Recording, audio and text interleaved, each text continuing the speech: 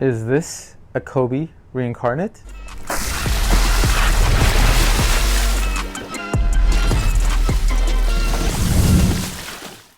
What's up guys, Vinny here with Sneaker Tweaker and welcome back to another video. Today we have the performance review on the PUMA Clyde All-Pro.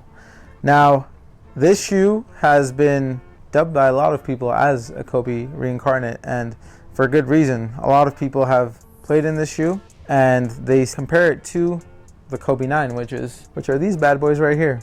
Those things are freaking amazing. So the fact that these were compared to those is a high honor.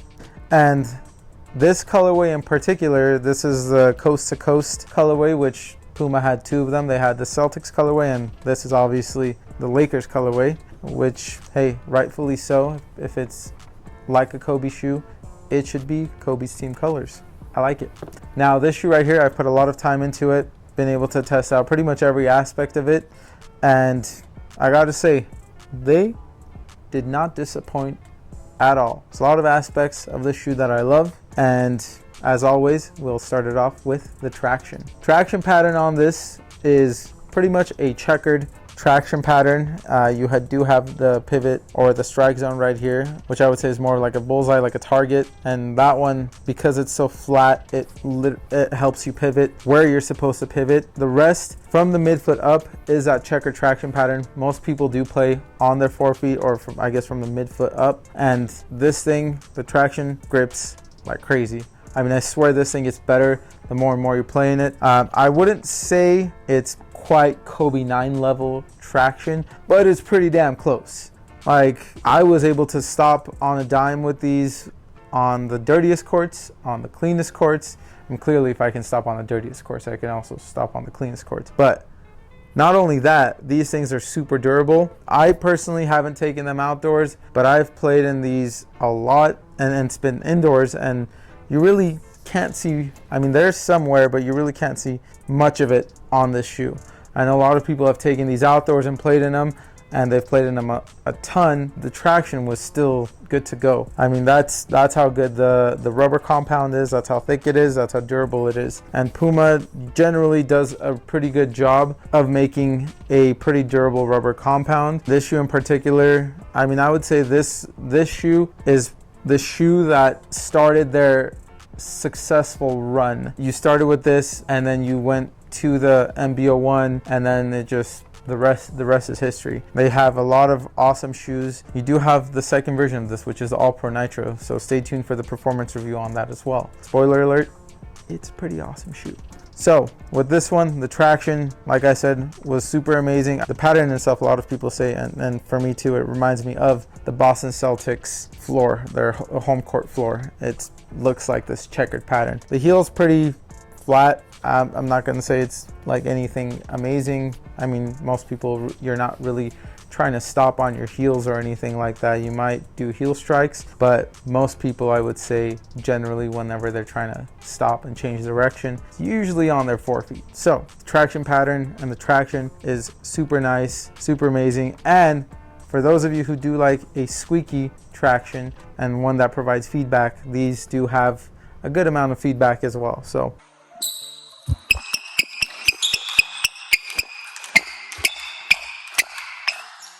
pretty much it has everything when it comes to traction. Now for the cushion, this features Pro Foam, I would say, I believe from like the midfoot to the forefoot, and then the heel is a P-backs, and the P-backs in this, you do get a nice amount of compression. The compression on this is ridiculously nice in the heel, and then forefeet, you do get great impact protection, but on top of that, you do get some really good court feel. For me, what I would say is honestly, the cushion in this is arguably better than what was in the Kobe 9. And the reason why I say that, and mine is the Kobe 9 Elite Low, so it is the Elite model. That one comes with a Lunar Lawn drop-in midsole, and Lunar Lawn bottoms out pretty damn quickly. With these, the cushion on these, after all the time I put into it, I would say I've probably put at least 40 to 60 hours in these shoes as well. It's still good to go. Like, I could take these right now and play in them. I mean, clearly you guys can see there's really not too much wear on them, and then the cushion is still good to go, and I get the court feel, I get the impact protection. What more can you ask for?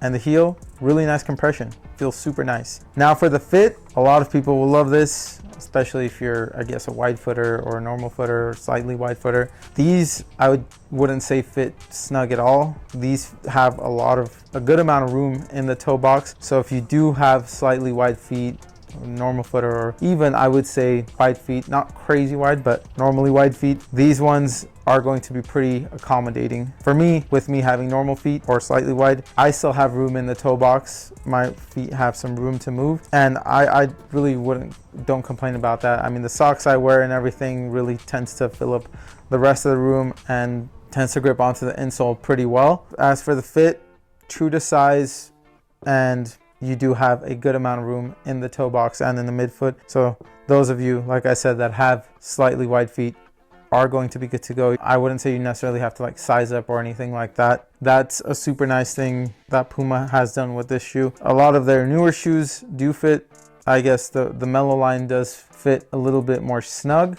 However, that wasn't the case with the one. They just got more snug with the MB02, and I haven't really tried on the MB03 yet, but for the most part, Puma, Adidas, they tend to be more wide foot friendly. So if you are wanting to get basketball shoes and you are looking for wide foot friendly shoes, Puma, Adidas, they're going to be a lot better than a brand like Nike, which tends to be more narrow foot, or I guess snug fitting. As for the materials and the support, you do have this Matrix Evo upper tech, or Matrix Evo upper, that pretty much reinforces the whole upper, and it keeps everything nice and supportive. I mean, I don't know how they do it, but you see these lines just going through the upper. That's just all reinforcement, and like I said, keep your foot intact, keeps the upper from loosening up and your foot moving off the footbed. On top of that, I mean, I wouldn't say this is necessarily like a heel counter or anything, but you do have this felt sort of heel counter. I guess I wouldn't call it a heel counter because it's really not that sturdy or anything. It's just a felt material. And then you do also have the Puma logo that goes on the lateral side. It's a leather material, and that's just to help reinforce everything a lot better. Just especially if you're doing quick stops on dime and going towards your lateral side,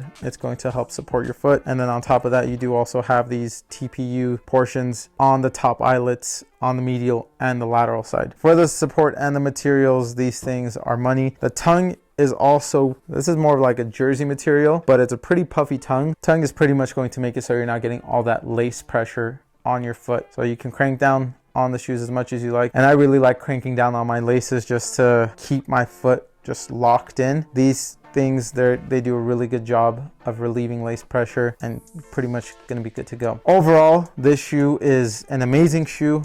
I think rightfully so. It is dubbed a Kobe 9 Reincarnate, and really I wish you can still get these, because I mean, the Clyde All-Pro, it is an amazing shoe, and I think it is a great continuation to the Clyde All-Pro. So if you are looking for a shoe like this that performs pretty similarly, check out the Clyde All-Pro. And as for weight on these, for those of you who care how light shoes are, these ones weigh in at 12.9 ounces for a size 9. What I would say is that's a pretty average weight for a size 9 shoe. Most of the shoes that I wear at size 9 tend to be within the 12 to 13 ounce range, and for my size, I would say that's pretty average and pretty normal. Anything lower than that, I consider light. Anything heavier than that, I consider heavier. Not that weight matters to me, but for those of you that it does, that's just my spectrum, I guess. As for the price, these did retail in at $130, which is pretty in line with all the other shoes that Puma's been releasing, whether it be the Mellow line, whether it be the Clyde, or not the Clyde All-Pro, sorry,